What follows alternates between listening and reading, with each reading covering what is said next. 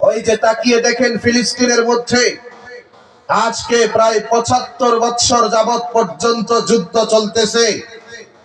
গোটা দুনিয়ার প্রত্যেকটা সুপার পাওয়ার দেশ তাদেরকে সৈন্য দিয়ে অস্ত্র দিয়ে সাহায্য করতেছে, সহযোগিতা করতেছে।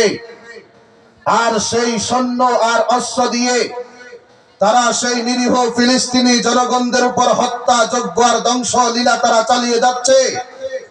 কিন্তু তাকিয়ে দেখেন ৭৫ বছর পর্যন্ত হয়ে গেল, এখনো পর্যন্ত তাদেরকে পরাজিত করতে পারে নাই। তার কারণ শুধুমাত্র একটাই, ভালো করে শুনেন।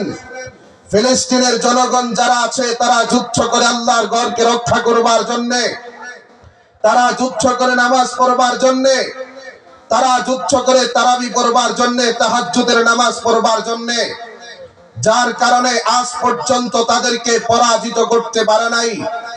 সেই ইহুদিরা জানে এই যুব সমাজরা যদি উলামায়ে কেরামদের সাথে সম্পর্ক রাখে, তারা যদি মসজিদের সাথে সম্পর্ক রাখে, আমরা কোন অবস্থায় তাদেরকে পরাজিত করতে পারবো না।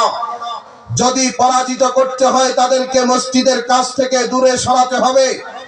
যার কারণে তারা মাদক দিয়ে, খেলাধুলা দিয়ে, বেহায়াপনা, বেলেল্লাপনা, অশ্লীলতা দিয়ে, রাজনীতি দিয়ে এই যুব সমাজদেরকে উলামায়ে কেরামদের কাছ থেকে দূরে সরিয়ে দিচ্ছে। তারা মসজিদের কাছ থেকে দূরে সরিয়ে দিচ্ছে। এখানে অনেকগুলা যুবক ভাইরা উপস্থিত আছেন।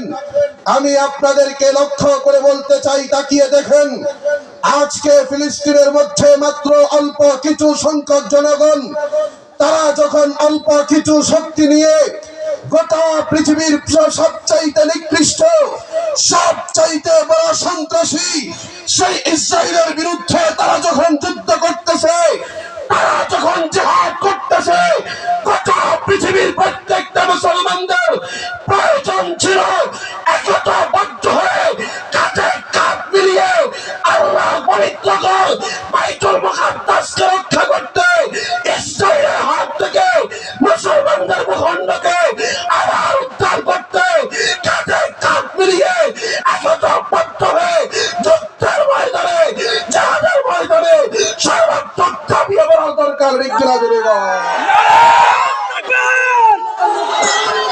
জুড়ে ইসলামের শত্রুরা নারায়ণ তাকবীর।